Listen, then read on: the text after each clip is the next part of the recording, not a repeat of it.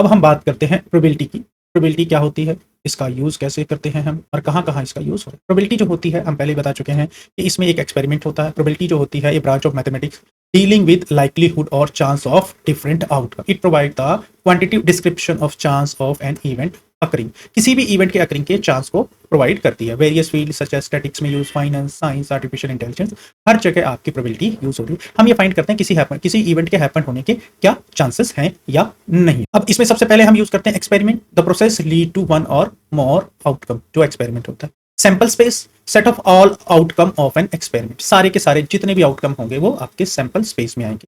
Experiment में process that lead to one और more outcome, उसे हम experiment. E event, E subset of sample space, छोटा subset. Probability of E all measure of likelihood of event occurring, defined as P of E is equal to number of favorable cases divided by total out। अब क्या complement of the event क्या होते हैं? Probability of event not occurring. Complement किसे कहेंगे? Probability of the event not occurring. One में से probability of event occurring minus कर दोगे तो नॉट अकरिंग इवेंट आपके पास आ जाएंगे। ठीक है, आपके पास नॉट अकरिंग का ये फॉर्मूला है। एडिशन रूल क्या कहता है? Any two events A and B, the probability of union of A B is called the P of A union P is equal to of A plus probability of B minus probability of A intersection. This rule applies whether A and B are mutually exclusive or not. Multiplication क्या कहती है? Two independent event A and B, the probability of both event occurring is। दो independent event है A intersection B, अगर दोनों की probability निकालनी हो तो हम कहते हैं P of A into P of B। A and B are not independent event, अगर ये इंडिपेंडेंट इवेंट नहीं है तो हमारे पास क्या होगी probability? P of A intersection B which is equal to P of A into P of P A already happened. तो हमारे पास ये प्रोबेबिलिटी होगी अगर इंडिपेंडेंट इवेंट नहीं है। अगर इंडिपेंडेंट इवेंट है तो हमारे पास ये आपके पास आ जाए। ये आपके पास प्रोबेबिलिटी के कुछ फॉर्मूले। अब बात करते हैं तीसरे की, कंडीशनल प्रोबेबिलिटी। कंडीशनल प्रोबेबिलिटी क्या कहती है? तो probability of an event A given that event B has occurred। Probability of the event A given that event B has occurred is given। तो P of A by B is equal to of A intersection B divided by of B। तो A by B, A की आपको given है और B has occurred, तो आपके पास A given है और B जो है वो हो चुका है, तो P of A intersection B divided by B। Common probability distribution, कुछ प्रोबेबिलिटी की जो कॉमन डिस्ट्रीब्यूशंस हैं उनके बारे में भी आपको पता होना चाहिए। सबसे पहले हम बात करें binomial distribution. Model number of success in n independent Bernoulli's trial. N जो है n independent number of success in n independent Bernoulli's trial each with probability of p of success. तो हम क्या काम करते हैं? पीएमएफ इसके लिए जो डिजाइन करते हैं, P of X, P X approaches to K which is equal to N by K into probability of pk or not happening of n minus k। An event है, एन इंडिपेंडेंट इवेंट के लिए Bernoulli's trial each with probability p of success. p हमने ले लिया, happening के लिए लिया k और नॉट हैपनिंग के लिए भी n माइनस k। टोटल में से ये आपके पास n बाई k जो है आपके पास वो क्या है? बाइनोमियल। ये बाइनोमियल कोफिशिएंट है। ये प्रोबेबिलिटी ऑफ k इवेंट है, ये नॉट हैपनिंग और लेफ्ट इवेंट के लिए। Poisson distribution, mode number of event in a fixed interval time और space given a non average rate lambda। 5 minute, 10 minute, 15 minute के interval में टाइम और space given, ये non average rate is lambda. अगर आपके पास ऐसा गिवन हो तो उसके लिए p of x equal to k के लिए which is equal to e की power minus lambda rate, average rate into lambda की power k divided by k factorial. Fix interval or space given that average rate is fix interval जो कि आपके पास आ गया। Normal distribution, continue distribution characterized by the symmetric bell curve defined by the mu and standard deviation. So इसके लिए formula क्या है हमारे पास? एफ ऑफ एक्स क्या है?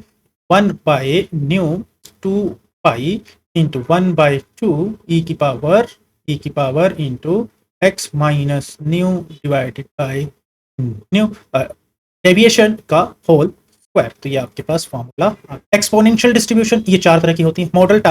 Models the time until next event occur in a Poisson process. तो इसके लिए हमारे पास क्या है, F of X comma lambda which is equal to lambda E की power minus lambda X, X हमेशा ग्रेटर देन इक्वल टू 0 होगा। इंपॉर्टेंट थ्योरम्स जो होती हैं, सबसे पहली है law of large number. As the number of trial increase empirical probability of event approach its theoretical probability. Empirical probability हम इसमें अप्रोच करते हैं its theoretical probability.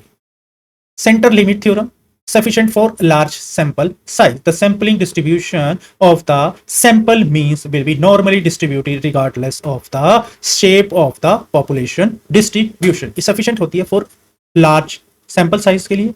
Sample distribution of the sample means sample distribution of the sample will be normally distributed. हम normally distribution करके चलते हैं regardless of the shape of population distribution. हम shape को मैटर नहीं कर सकते, मगर sample mean को हम इसमें यूज करते हैं। कुछ क्वेश्चन है अब हमारे पास, what is the probability of getting a sum of 7 when 2 dice are rolled?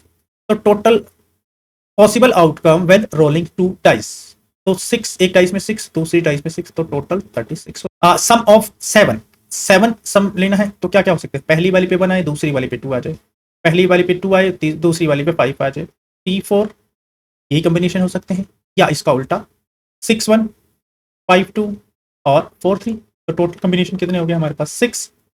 तो आपके पास 6 अपॉन में 36 favourable case divided by total cases which is equal to 1/6 आपके पास प्रोबेबिलिटी है। डिफाइन इंडिपेंडेंट इवेंट्स, मतलब एक दूसरे इवेंट से कोई लेना देना नहीं। Are event A and B are independent, probability of A is equal to 0.5, probability of B is equal to 0.4, probability of A intersection B is this। तो अब A and B की probability क्या है, अगर हम probability of independent event निकालें तो हमारे पास क्या आती है, which is equal to independent event में जब भी था तो उसकी क्या होगी, A intersection B होगा, which is equal to P of A into P of B, which is equal to 0.5 multiplied by 0.8 which 0.2। तो so independent event, then this is the probability. तो ये आपके पास आंसर आ गया। A box contain 3 red 2 blue ball, what is the probability of picking a blue ball? Total balls कितनी हो गई हमारे पास 5।